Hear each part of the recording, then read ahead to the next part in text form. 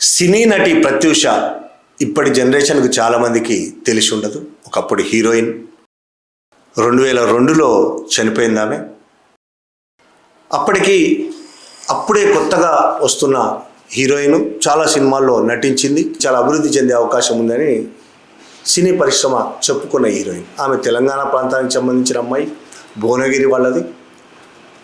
ఆమె హఠాత్తుగా సినీ పరిశ్రమలో నిలదొక్కుని పైకి వెళ్తున్న క్రమంలోనే హఠాత్తుగా 2002లో చనిపోవడం అనేది నిజంగా వాళ్ళ కుటుంబానికే కాదు, మొత్తం అప్పుడు ఆంధ్రప్రదేశ్, ఉమ్మడి ఆంధ్రప్రదేశ్, మొత్తం రాష్ట్రం ఒక్కసారి ఉలిక్కిపడింది. ఆ కేసు ఆత్మహత్య కేసుగా నమోదైంది.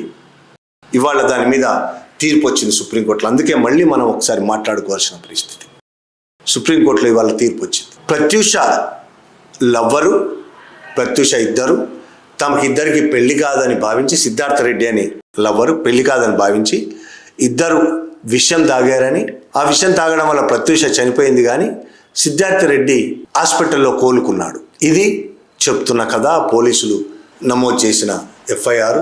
తర్వాత ఇంతకాలం 2002 నుంచి ఇవాళ 2026, దాదాపు 24 ఏళ్ల పాటు జరిగిన కేసు. 24 ఏళ్ళు. ఒకవేళ ఆమె బతుకుంటే ఎంత పెద్ద హీరోయిన్ అయి ఉండేదో, ఎంత పేరు సంపాదించుకునేది.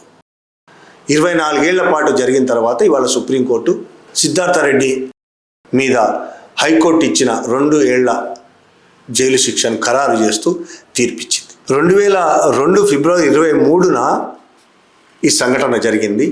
ఆమెది ఆత్మహత్య కాదు, హత్య అని. అందులో సిద్ధార్థ రెడ్డి మాత్రమే కాదు, సిద్ధార్థ రెడ్డిది చాలా తక్కువ పాత్ర అని, సిద్ధార్థ రెడ్డిని ఒక బక్రాగా చేశారని అనేక ఆరోపణలు వచ్చాయి. చాలా పెద్ద వాళ్ళ ఆస్తాలు ఉన్నాయని. అప్పటికి తెలుగుదేశం పార్టీ అధికారంలో ఉంది. చంద్రబాబు నాయుడు ముఖ్యమంత్రి, హోంమంత్రి దేవేంద్ర గౌడ్, ఇంకా అనేక మంది చాలా పెద్దవాళ్ళ పాత్రలు, వాళ్ళ కొడుకుల పాత్రలు ఇందులో ఉన్నాయని, ఆమె హత్యకు గురైందని ఆ రోజు ఆరోపణలు వచ్చాయి. ప్రత్యూష తల్లి పదే ఆమె మాట్లాడుతూనే ఉంది, ఇది హత్య, ఆత్మహత్య కాదు హత్య అని ఆమె మాట్లాడుతూనే ఉంది. కానీ ఆ రోజు ఆ ఇద్దరిని తీసుకెళ్ళి కేర్ హాస్పిటల్లో పెట్టిన తర్వాత జరిగింది ఏంటి అనేది చాలా పెద్ద మిస్టరీ ఇప్పటికీ. ఆమె మీద ఆ కేసు మీద ఎఫ్ఐఆర్ నమోదు చేయడానికి అటు పంజాగుట్ట పోలీసులు, ఇటు బంజారాహిల్స్ పోలీసులు ఇద్దరు కూడా మీనమేషాలు లెక్కబెట్టి, ఇది మాకు సంబంధం లేదని పంజాగుట్ట వాళ్ళు, మా పరిధిలోకి రాదని బంజారాహిల్స్ వాళ్ళు టైం వేస్ట్ చేశారు చాలాసేపు. అలాగే కేర్ హాస్పిటల్లో ఏం జరిగింది అది ఇప్పటికీ మిస్టరీ. కేర్ హాస్పిటల్ చాలా ఆరోపణలు ఉన్నాయి. కేర్ హాస్పిటల్లో సాక్ష్యాలన్నిటినీ నాశనం చేశారు కేర్ హాస్పిటల్ అనే ఆరోపణలు ఉన్నాయి ఇప్పటికీ. ఆమె బట్టలు కాల్ చేశారు కేర్ హాస్పిటల్ సిబ్బంది ఆమె బట్టలను కాల్ చేశారు. అంటే ప్రూఫ్, సాక్ష్యానికి ఉపయోగపడే బట్టలు, అంటే ఆమెను రేప్ చేశారు, హత్య చేశారు అని ఆరోపణలు వస్తున్న నేపథ్యంలో సాక్ష్యానికి ఉపయోగపడాల్సిన బట్టల్ని కాల్ చేశారు కేర్ హాస్పిటల్ సిబ్బంది. ఇంకా రిపోర్టులు కూడా రకరకాల రిపోర్ట్లు వచ్చాయి. ముందు మునుస్వామి అనే అతని రిపోర్ట్ వచ్చింది. ఆమె మీద 15 గాయాలు ఉన్నాయని శరీరం మీద, ఆమె గొంతును ఉలిపి చంపేశారు ఆమెనని ఫస్ట్ రిపోర్ట్లో వచ్చింది. ఆ రిపోర్ట్ ఆధారంగా పోలీసులు కేసు పెట్టారా? లేదు. ఆ రిపోర్ట్ వచ్చిన తర్వాత ప్రభుత్వం మళ్ళీ ఒక కమిటీ వేసింది. ఆ కమిటీ ఇచ్చిన రిపోర్ట్ ఏంటంటే, ఆ 15 గాయాలు హాస్పిటల్లో చేరిన తర్వాత ఆమెను బతికించడానికి వైద్యులు చేసిన వైద్యంలో భాగంగా జరిగిన గాయాలవి, పోస్ట్ మార్టం చేసిన తర్వాత జరిగిన గాయాలవి, చేయడం వల్ల వచ్చిన గాయాలవి, గొంతు నుండి ఆమెను చంపలేదు అని ఇంకో రిపోర్ట్ వచ్చింది. సహజంగానే ఇందులో చాలా పెద్దవాళ్ళ పాత్ర ఉందని, పెద్దవాళ్ళ పిల్లల పాత్ర ఉందని ఆరోపణలు వస్తున్న నేపథ్యంలో మునుస్వామి రిపోర్ట్ను పోలీసులు కానీ ప్రభుత్వం కానీ పట్టించుకోలేదు, పక్కకు పెట్టేశారు. 2వ రిపోర్ట్ ఆధారంగా కేసు నమోదు చేశారు. ముందు ట్రయల్ కోర్టు సిద్ధార్థ రెడ్డికి 5 సంవత్సరాల జైలు శిక్ష విధించింది 2004లో. తర్వాత హైకోర్టుకి వెళ్తే హైకోర్టు దాన్ని 2 సంవత్సరాల శిక్షగా తగ్గించింది, 50,000 జరిమానా వేసింది. దీని మీద 2 పార్టీలు, అంటే సిద్ధార్థ రెడ్డి వాళ్ళ మదరు, ప్రత్యూష వాళ్ళ మదర్ కూడా సుప్రీంకోర్టుకి వెళ్ళారు. సిద్ధార్థ రెడ్డికి 2 ఏళ్ల జైలు శిక్ష కూడా తప్పు, ఆయన ఏమి చేయలేదు అని వాళ్ళ మదరు. కాబట్టి హైకోర్టు తీర్పును కొట్టేయాలనేది ఆమె మదర్ వెళ్ళి, సిద్ధార్థ రెడ్డి మదర్ వెళ్ళారు. అసలు సిద్ధార్థ రెడ్డికి 2 ఏళ్ళు జైలు శిక్షే కాదు, ముందేసిన 5 ఏళ్ళ జైలు శిక్షనే ఉండాలి అనే ప్రత్యూష వాళ్ళ తల్లి కూడా వెళ్ళారు. చివరికి ఈరోజు హైకోర్టు తీర్పునే సమర్థించింది. కానీ నిజంగా ప్రత్యూషకు న్యాయం జరిగిందా? ప్రత్యూష కుటుంబానికి న్యాయం జరిగిందా? ఇవాళకి ప్రత్యూషకు న్యాయం జరగలేదని ప్రత్యూష వాళ్ళ అమ్మ ఇవాళ కూడా చెప్తూ ఉంది. ఆ రోజు 2002 అంటే 24 సంవత్సరాల క్రితం ఏం జరిగిందో ఇప్పుడు పెద్దగా ఎవరికి తెలియకపోవచ్చు. చాలామంది చనిపోయి ఉంటారు.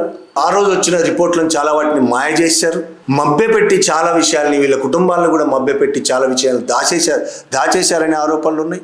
ఆ డెడ్ బాడీ కూడా ప్రత్యూష వాళ్ళ తల్లి చూడలేదు అంటే అర్థం చేసుకోవచ్చు ఆ రోజు పరిస్థితి. కేర్ హాస్పిటల్ మీద చాలా తీవ్రమైన ఆరోపణలు వచ్చాయి. అటు దేవేంద్ర గౌడ్, మాధవరెడ్డి, రెడ్డి, చాలామంది రెడ్ల కుటుంబాల పై స్థాయిలో ఉన్న రెడ్డి కుటుంబాలు, దేవేంద్ర గౌడ్, వీళ్ళందరి పిల్లల మీద ఆరోపణలు వచ్చాయి. అవి నిజమా కాదా తేల్చాల్సింది కోర్టులు. కానీ పోలీసులు వాళ్ళ మీద కేసు కూడా పెట్టలేదు. అప్పుడున్న మునుస్వామి ఇచ్చిన రిపోర్టు ప్రకారం కానీ, వాళ్ళ అమ్మ చెప్తున్న దాని ప్రకారం కానీ ఆమెను గ్యాంగ్ రేప్ చేసి నోట్లో విషం పోసి చంపారనేది ఆరోపణలు. అది నిరూపించడానికి తగ్గ ఆధారాలు కోర్టుకు సమర్పించలేదు. ఎందుకంటే ఆ ఆధారాలు అప్పటికే కేర్ హాస్పిటల్లో నాశనం చేశారు అనేది ఆరోపణ చాలామంది చేశారు. ప్రత్యూష వాళ్ళ అమ్మ కూడా చేసింది. అసలైన వాళ్ళకి శిక్ష పడలేదని ప్రత్యూష వాళ్ళ అమ్మ కూడా చాలాసార్లు మొత్తుకుంది. కానీ మీడియా కూడా దీన్ని పట్టించుకోలేదు. పోలీసులు చాలా నిర్లక్ష్యంగా వ్యవహరించారనే ఆరోపణలు ఉన్నాయి. నిర్లక్ష్యం ఎందుకు వ్యవహరించారు? ఎవరి కోసం ఈ నిర్లక్ష్యం? మునుస్వామి రిపోర్ట్ ఎందుకు పట్టించుకోలేదు అంటే దీని వెనక చాలా పెద్ద కుట్ర జరిగింది అని ఆరోపణలు చాలా సీరియస్గా ఉన్నాయి. కుట్ర జరిగిందని మనకు క్లియర్గా అర్థమవుతుంది. అంత సీరియస్గా లేరు పోలీసులు అంటేనే. ఇందులో రిపోర్టులు ఇచ్చిన దాంట్లో కూడా గాంధీ హాస్పిటల్ ఒక రిపోర్ట్ ఇచ్చింది, ఫోరెన్సిక్ ల్యాబ్ ఇంకొక రిపోర్ట్, 2 విరుద్ధమైన రిపోర్ట్లు. ఎట్లా వస్తాయి? నాకు అర్థం కాని విషయం ఏంటంటే, మనకు అర్థమవ్వాల్సిన విషయం ఏంటంటే, 2 ల్యాబులు ఒకే విషయం మీద 2 విరుద్ధమైన రిపోర్ట్లు ఇవ్వడం అంటేనే ఎక్కడో దాల్ మే కుచ్ కాలా హై, ఎక్కడో మోసం ఉంది. ఈ మోసం ఎవరి కోసం జరిగింది? ఈ దుర్మార్గం ఎవరి నేరాన్ని కప్పిపుచ్చడానికి జరిగింది? ఒక అమ్మాయి జీవితాన్ని నాశనం చేసి, అమ్మాయిని రేప్ చేసి, హత్య చేసి కప్పి పెట్టింది ఎవరి కోసం? హత్య చేసింది ఎవరు? రేప్ చేసింది ఎవరు?